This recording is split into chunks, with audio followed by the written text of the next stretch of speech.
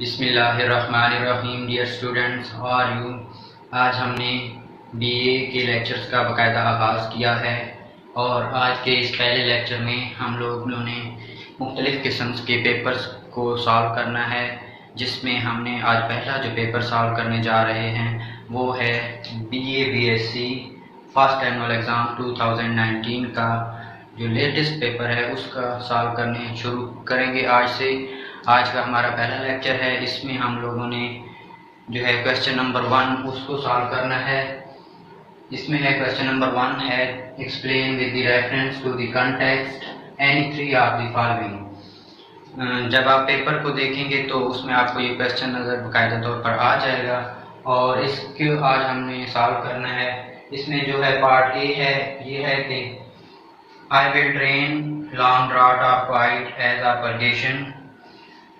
तो ये एक पोएम है, उस पोएम का उन्होंने एक सेंटेंसा दिया हुआ है और उसमें उन्होंने कहा है कि रेफरेंस टू द कंटेक्स्ट भी करना है और उसकी फिर एक्सप्लेनेशन भी देनी है। तो रेफरेंस टू द कंटेक्स्ट का मतलब ये होता है कि आपने पोएम का नाम लिखना है और साथ ही उसका जो पोइट है या पोइटिस है तो उसका नाम भी लिखना है। तो ये जो पोएम है, इस पोएम का नाम है न्यू ईयर रेजोल्यूशन और इसका जो पोइट है या पोइटिस है उसका नाम है एलिजाबेथ सेविल। तो ये इसका रेफरेंस टू द कंटेक्स्ट है।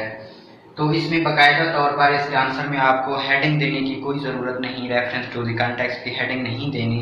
जस्ट आपने लिखना है पोइट और पोइटिस नेम, कॉलम्स डालने हैं, फिर एलिजाबेथ सेविल लिखना है, यानी जो भी वहाँ पे आपकी जो पोएम का सेंटेंस है उस पोएम का नाम और उस पोएम के जो है राइटर का नाम आपने लिखना है। उस पोएम का नाम और उस पोएम के राइटर का नाम आपने लिखना है।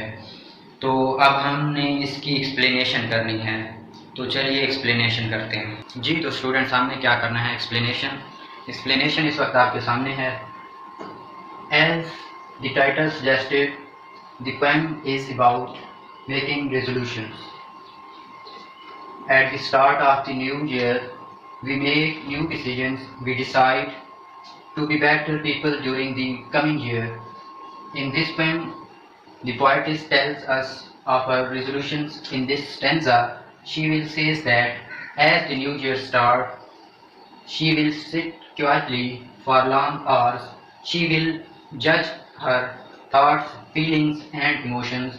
She will make herself clean by clearing everything bad. तो इतनी सी एक्सप्लेनेशन है, इससे ज़्यादा आपने कुछ नहीं लिखना। एक सेंटेंसा है, एक स्टेंजा की एक्सप्लेनेशन इतनी ही काफ़ी है। तो आपने just context, reference to the context डालना है और फिर एक्सप्लेनेशन लिखना है। एक्सप्लेनेशन की बाकायदा तौर पर हेडिंग देने की कोई ज़रूरत नहीं, जस्ट आपने एक्सप्लेनेशन नेक्स्ट पैरे से स्टार्ट कर देनी है।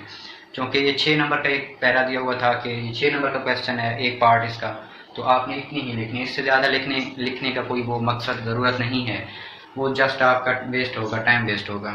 तो आज के लिए सिर्फ इतना ही, मिलते हैं नेक्स्ट वीडियो।